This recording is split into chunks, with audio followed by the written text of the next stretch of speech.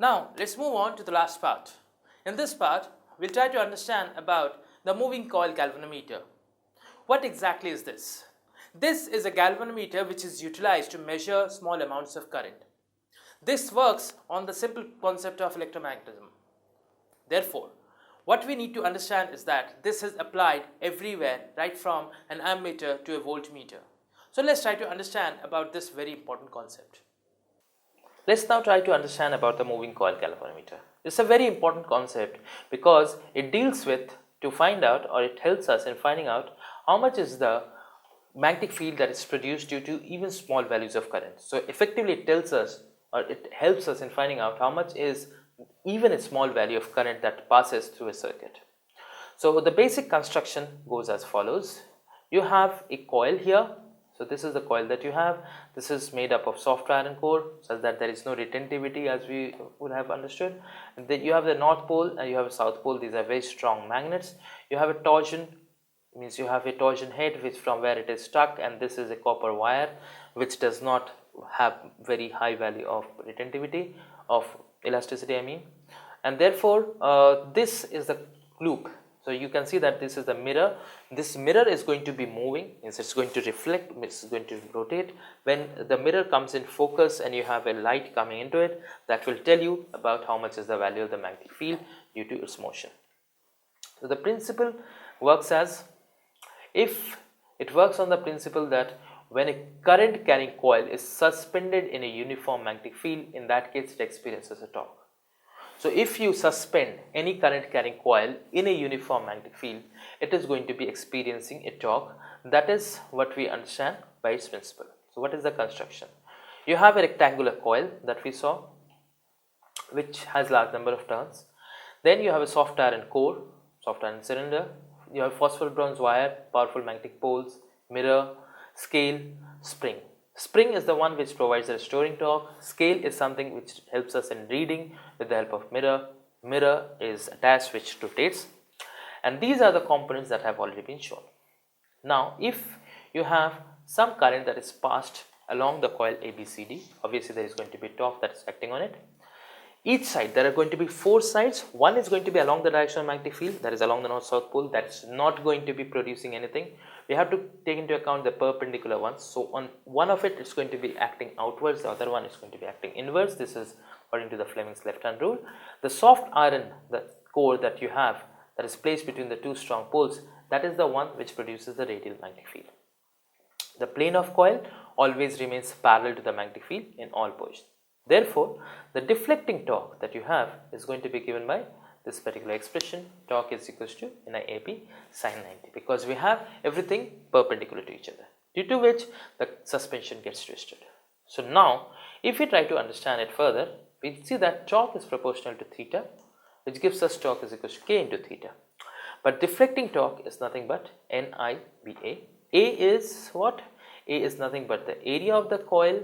I is the current through the coil, B is the magnetic field. So if you take theta equals to 0, it's going to give you the maximum value of torque. So at equilibrium, what you will have? You will have NIAB, that's going to be equals to K theta. Therefore, I can be represented as K, which is K is a constant that you have. So K divided by NBA. So K tells you about the sensitivity. So this effectively, because K divided by NBA will give you the sensitivity. So this is what is known as the galvanometer constant, that is capital G. Therefore, amount of current that is going to be directly proportional to theta. That is very much obvious. Higher is the amount of reflection, higher is the amount of current, therefore higher is the force acting, and vice versa. So this was the basic concept of galvanometer. Now let's try to understand one question based on this. This is a very simple question. What does the question say? A moving coil galvanometer has 150 equal divisions. Its current sensitivity is 10 divisions per milliampere, and the voltage sensitivity is 2 divisions per millivolt. In order that it reach 1 volt, the resistance is what? Let's try to understand it. It's going to be quite easy. So you try to find out like this. Moving on, now let's understand about a couple of questions that have appeared in the past papers. So let's get charged with that. So this was basically the concept that we learned last, that is how much is the force, and that results into the torque. So let's say whether this talk helps us moving forward. The first question goes as follows. You have two long conductors separated by distance d having currents I1 and I2 in the same direction. They exert a force F on each other. If the current in one is increased to 2 times and distance is made one third actually, then the new value of force between them is going to be how much? As you can see, the force that exists, force per unit length, or if I have to write it, so this is going to be given by I1 I2 upon d square, right? So this is force per unit length of the wire. So we are going to be finding out like this. They have the distance d between them. So now if I change the distance by a factor of this, so obviously the results should be very much obvious.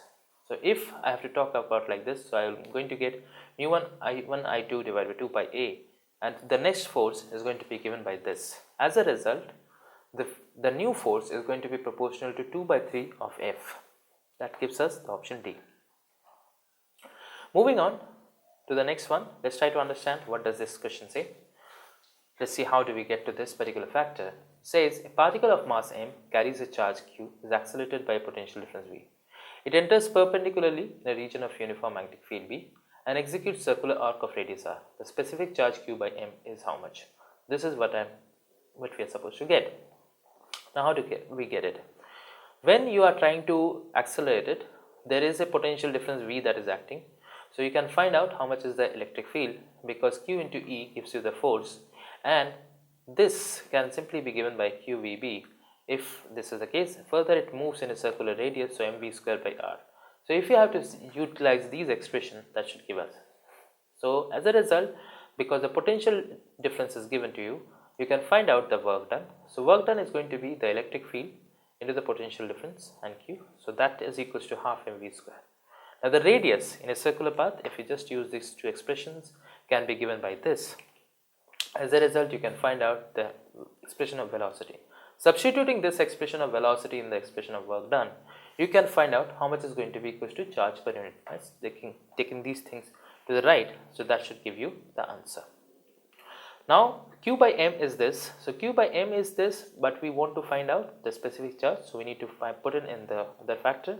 So v is known to you. Putting it all together in this particular expression, b square q square r square upon m square divided by 2v gives us, on simplification, this result. Let's see how. So if we have b square q square r square divided by 2m v square it is, and on the left hand side you have nothing but q over m. So one factor of q goes off here.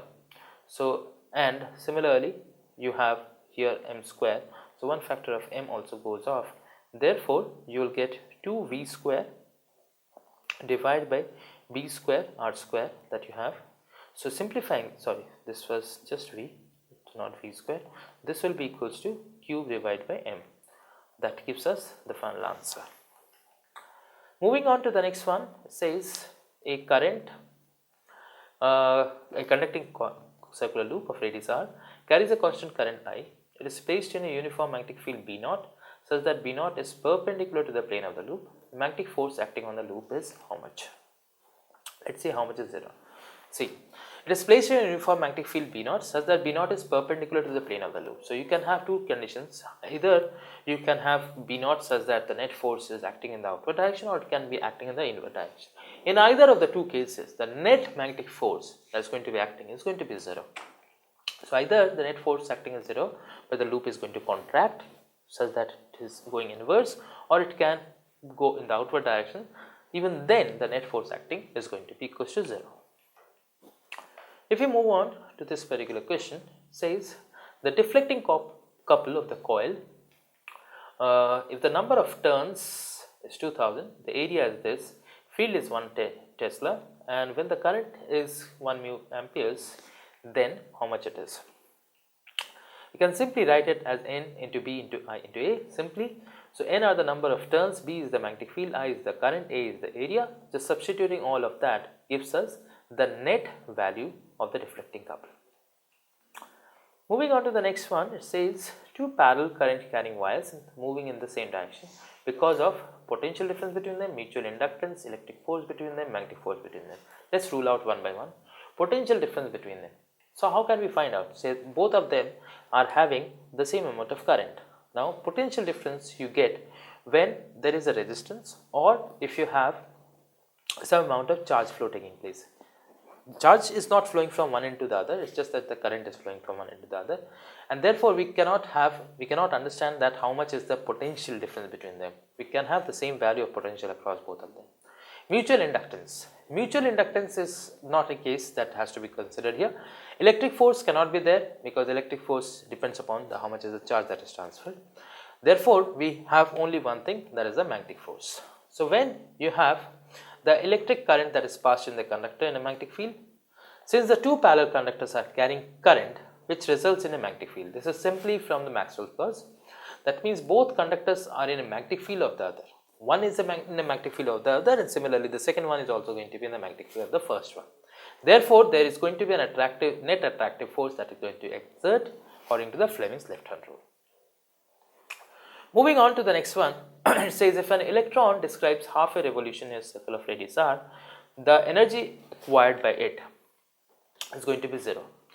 Please understand, every time there is no work done. When anything is moving in a magnetic field, there is no work done because at every instant of time the force and the distance towards the center is always going to be perpendicular. This is the simplest thing. W is equals to F cos theta, so F into D cos theta basically, and therefore there is no energy. Right? Moving on to the next one, if protons are shot perpendicular to a magnetic field will have no influence on the motion of protons. Protons will continue to move in the same direction but will gain momentum. Protons will continue to move in the opposite direction but will gain momentum, and so on. Now, if protons are shot perpendicular to a magnetic field, what is going to happen? Protons have a positive charge. So when there is a charge that is there, so obviously there is going to be a magnetic field, and because of the magnetic field, we know that when a force exerts on the magnetic field, it tends to make the trajectory in a circular path, because that is by default, because force is perpendicular to the magnetic field and the current element, or you can say how much is the charge into the velocity. So that is what is the expression of the force. Since there is a charge, so there is going to be some amount of deflection because of the force exerted, and that should be in the form of a circle. Moving on to the next one, which we have, a charged particle enters a region of non-uniform field and eventually comes out of it. As it emerges, speed is greater as compared to the speed at entry point. Velocity remains unchanged. Velocity may change, but speed remains unchanged. Speed cannot be estimated. See, when the particle is entering a region of non-uniform field, obviously at every point there is going to be a differential direction of velocity. Direction of velocity is going to change, this magnitude also is going to change. So the velocity can change, but since there is no net external force acting on it, so the velocity, the speed is not going to change. The amount of velocity is not going to change, it's just that the direction is going to change. It is because a non-uniform field is acting. Hopefully that would have cleared. Hopefully you would have enjoyed listening to whatever we have discussed in the module. Now, if you still feel that there are any particular doubts that you have, so please visit our site www.askIITians.com. In this, go to the discussion board. Here you can find all the topics relevant to your questions. You can post your doubts in these relevant topics. And how exactly you are going to do it? Go to the right hand side corner of your screen. As you can see, you can select the category. The categories are defined here. You can select your category, type down your question. You can use your mathematical symbols as well. Else, if you have the question in the form of an image, you can attach the image, post it. We can assure you that the questions would be moderated and answered between 24 to 48 hours after you post it. So keep posting, and happy posting. Thank you. So, to summarize, what all did we learn in this particular whole chapter? We understood about what exactly is magnetism. We understood when an electron is moving about a nucleus, what is the thing that is produced? We get a magnetic field. We generalize that for the case of a current flowing in a circular wire. That results into what is known as the Biot-Savart's law. From using the Biot-Savart's law, we generalize it to the concept of dipoles. Dipole is nothing but two poles, a north pole and a south pole. When you have the concept of dipoles, dipoles can further be generalized, that is, in the presence of external value of magnetic field. The dipoles, on the case of a dipole, there is going to be some external force that is going to be acting. Generalizing this further, we try to generally understand about what is the force that's going to be acting when you have two parallel current carrying wires and similarly two anti-parallel current carrying wires. Finally, we also understood about what exactly is the torque that is acting upon a dipole. If you place a dipole in an electric magnetic field and it needs to either align itself towards, align itself along or perpendicular to the magnetic field, that results into the torque. Going further, we understood about what is the moving coil galvanometer. So hereby we understood whole about it. So this is a very, very important concept. So please understand about this, try to read through this again and again, because there are going to be many numericals coming out of it in your JEE and your AIPMT examinations. Stay tuned for more lectures in biology, physics, chemistry and maths. Thank you.